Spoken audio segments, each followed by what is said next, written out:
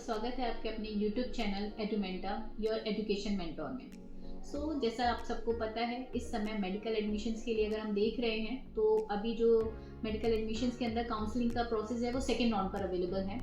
जो ये वीडियो आपके सामने हम लेकर आए हैं, इस वीडियो में हम डिस्कस करने वाले हैं कि कौन से स्टेट में और ऑल इंडिया में क्या स्टेज पर काउंसलिंग प्रोसेस चल रही है। हम स्टार्ट करते हैं। जैसा कि आप सबको पता है, सबसे पहले मैं बात करूंगी MCC यानी ऑल इंडिया कोटा की। अगर हम ऑल इंडिया कोटा के अंदर देख रहे हैं तो कल ही सेकेंड राउंड का रिजल्ट डिक्लेयर हुआ है और नो डाउट ये रिजल्ट काफ़ी सरप्राइजिंग और शॉकिंग भी रहा एज वेल एज। क्यों? क्योंकि जो कट ऑफ थी, जैसा हमेशा ट्रेंड्स बताते थे, जैसा हुआ करता था, कट ऑफ हमेशा थोड़ी बहुत ऊपर और थोड़े बहुत नंबरों से 5-10 नंबरों से ऊपर नीचे रहती थी। बट इस बार नीचे तो कुछ भी नहीं गया, सारा कट ऑफ ऊपर की तरफ गया। अगर मैं हाईएस्ट कट ऑफ की तरफ देख रही हूँ डीम्ड के अंदर प्राइवेट की, तो सबसे हाईएस्ट कट ऑफ जो गई है वो कस्तूरबा मणिपाल के लिए गई है। कस्तूरबा मणिपाल आप सबको पता है डीम्ड में नंबर 1 कॉलेज है। इसका कट ऑफ गया 635 like a government college cut off. और अगर मैं लोएस्ट कट ऑफ की तरफ देख रही हूँ तो लोएस्ट कट ऑफ जो गया है वो लक्ष्मी नारायणा मेडिकल कॉलेज, जो कि आपका पौंडीचेरी में पड़ता है, इसका गया है 186। ये 186 cut off lowest cut off है डीम्ड का। और अगर मैं इसे कंपेयर करती हूँ फर्स्ट राउंड से, तो लक्ष्मी नारायणा का फर्स्ट राउंड का कट ऑफ जो था वो 149 था। तो ऑलमोस्ट 35-40 नंबर जो है वो इंक्रीज हुए हैं। तो जहाँ पर हमेशा ये रहता था कि डीम्ड का फीस बहुत महंगा होता था, डीम्ड का कट ऑफ डाउन हुआ करता था, नो डाउट डीम्ड का कट ऑफ पिछली साल OBC क्वालिफाइड स्कोर के बराबर भी गया था।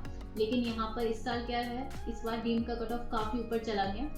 रीज़न बहुत सिंपल सा है, एप्लीकेंट्स ज़्यादा थे, स्पोर्ट्स हमेशा हर स्टेट के अंदर स्पोर्ट्स से कट ऑफ हाई थी, तो डीम्ड का कट ऑफ भी हाई गया। तो डीम्ड के अंदर सेकेंड राउंड ऑलरेडी कंप्लीट हो चुका है। थर्ड राउंड का शेड्यूल अभी तक MCC ने इशू नहीं किया है, नो डाउट वो भी 1-2 दिन में आ जाएगा, तो वो हम आपके सामने डिस्कस करेंगे। तो ये तो बात रही ऑल इंडिया की। Now move to the state. अब स्टेट की तरफ देखते हैं। स्टेट में मैं सबसे पहले आपको यूपी के बारे में बताऊंगी। अगर मैं यूपी की तरफ देखूंगी तो यूपी का जो सेकेंड राउंड था उसका रजिस्ट्रेशन ऑलरेडी स्टार्ट हो चुका था। इसका रजिस्ट्रेशन स्टार्ट हुआ था 14 सितंबर को और 19 सितंबर तक इन्होंने न्यू रजिस्ट्रेशन लिए थे। आज 20 तारीख को इन्होंने अपना मेरिट लिस्ट इशू किया। अगर यूपी की मेरिट लिस्ट को आपने ध्यान से देखा है तो यूपी के अंदर सेकेंड राउंड के अंदर टोटल 28,200 एप्लीकेंट्स दिख रहे हैं, जिसमें से 25,000 पुराने एप्लीकेंट्स हैं और 3,000 नए एप्लीकेंट्स आए हैं। अगर आप यूपी के मेरिट लिस्ट को ध्यान से देखेंगे तो आप चॉइस फिलिंग बहुत अच्छे से कर पाएंगे। क्योंकि अगर आप देखेंगे, अगर आपका फर्स्ट राउंड में सपोज टू बी रैंक 16,000 था, तो सेकेंड राउंड में वो रैंक 2,000 नंबर तक ऊपर बढ़ते हैं, यानी 18,000। और अगर ये सारी कैलकुलेशन को समझ रहे हो तो आप समझ पाओगे कि जो हम लोग इतने दिन से बोल रहे हैं कि यूपी का कट ऑफ डाउन आएगा, यूपी का कट ऑफ डाउन आएगा, मे बी हम सब रॉन्ग होने वाले हैं। क्योंकि यूपी का कट ऑफ डाउन होता नहीं दिख रहा, ये ऊपर जाता हुआ दिख रहा है। तो अगेन, जैसा मैंने प्रीवियस वीडियो में आपको बोला था, चॉइस फिलिंग करते वक्त अगर इस साल कॉलेज लेना है तो टू बी स्मार्ट, आपको स्मार्ट चॉइस फिलिंग करनी पड़ेगी। तो यूपी का जो मेरिट लिस्ट है वो आज आ गया। और अब बात करें यूपी का रिजल्ट, तो 28 तारीख को यूपी अपना रिजल्ट डिक्लेयर कर देगी। तो आपको 28 तारीख को क्लैरिटी आ जाएगी कि मुझे यूपी में सीट मिली या नहीं मिली। तो that is all about UP. UP के बाद मैं दूसरे स्टेट की तरफ जाऊं तो ये बिहार है।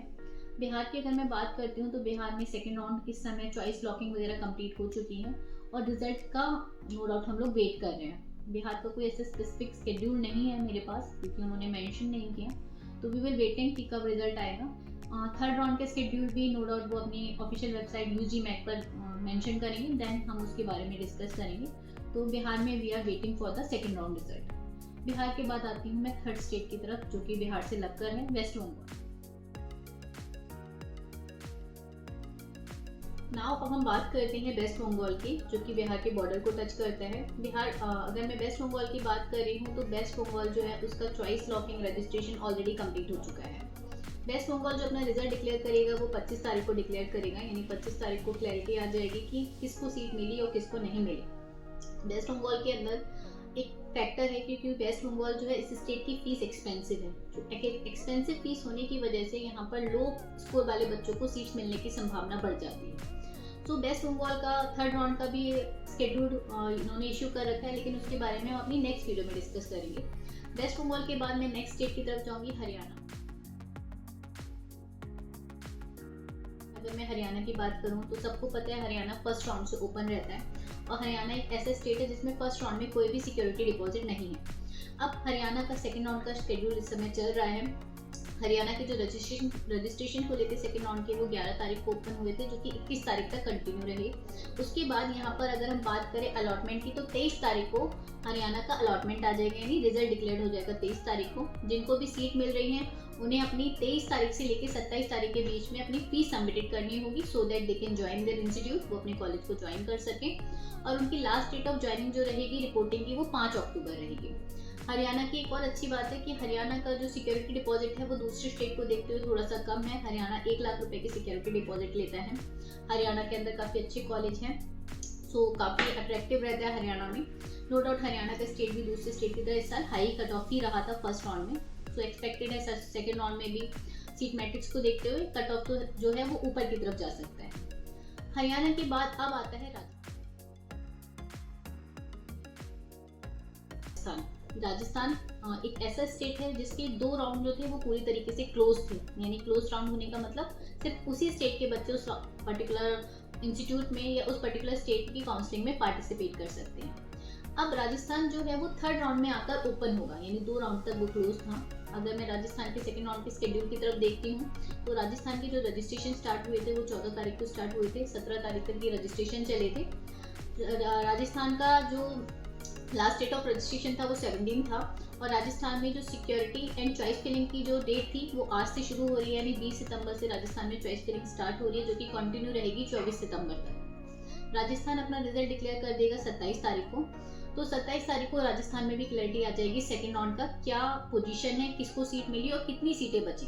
अब जब राजस्थान में सेकेंड राउंड का रिजल्ट आ जाएगा, तो ऐसे स्टेट के स्टूडेंट जिन्हें अपने स्टेट में सीट नहीं मिल पा रही हैं, दे हैव अ बजट, उनके पास बजट है, तो वो थर्ड राउंड में राजस्थान में पार्टिसिपेट कर सकते हैं, क्योंकि थर्ड राउंड में राजस्थान सबके लिए विंडो ओपन कर देगा। सो राजस्थान की एक्सपेंसिव फीस होने की वजह से यहाँ का कट ऑफ जो होता है वो थोड़ा सा कंपेरेटिवली लो आता है। राजस्थान के बाद I am discussing the last state जिसके बारे में मैं बात करूंगी, दैट इज कर्नाटका। कर्नाटका आपको पता है ऐसा स्टेट है जिसका केई का फीस, जो कर्नाटका स्टेट गवर्नमेंट का फीस है वो लो रहता है। पहले सालों तक 8 साढ़े 8 था, इस साल उन्होंने 12 लाख कर दिया है। कर्नाटका ने ऑलरेडी अपना सेकेंड राउंड का रिजल्ट डिक्लेयर किया था 18 तारीख को, यानी कर्नाटका में भी सेकेंड राउंड कंप्लीट हो चुका है। अब कर्नाटका अपना थर्ड राउंड का शेड्यूल जारी करेगा। कर्नाटका में नो डाउट थर्ड राउंड के अगर नए रजिस्ट्रेशन खोलेंगे तो ही नए लोग पार्टिसिपेट कर पाएंगे। नो डाउट रजिस्ट्रेशन खोलेंगे क्योंकि कर्नाटका में सीट्स हैं, तो रजिस्ट्रेशन खोलेंगे तो नए लोग पार्टिसिपेट कर पाएंगे and they have opportunity to participate in Karnataka. So ये ऑल ओवर द सिनेरियोज हैं जो कि ये शो कर रहे हैं कि कौन सी स्टेट में क्या क्या तारीख को क्या क्या रिजल्ट आने वाले हैं, क्या क्या चॉइस फिलिंग की क्या क्या डेट रहेगी। अगर आप इनसे अपडेटेड रहेंगे तो आपके लिए इजी रहेगा डिसीजन लेना, आपके लिए इजी रहेगा चॉइस फिलिंग करना। सो प्लीज़ अगेन मैंने जैसे लास्ट वीडियो में बोला था, चॉइस फिलिंग थोड़ा स्मार्टली करिए, चीज़ों को समझ के एनालाइज करके करिए, तो आपके लिए कॉलेज निकालना ईजी हो जाएगा। सो अगेन मैं आपसे सेम बात बोलूँगी, ऐसी इन्फॉर्मेटिव वीडियो को ऐसी इन्फॉर्मेशन को जानने के लिए और ऐसी इन्फॉर्मेटिव वीडियो को हमसे रिसीव करने के लिए हमसे कनेक्टेड रहिए और हमारे चैनल्स को सब्सक्राइब कीजिए और व्यू कीजिए। Thank you so much.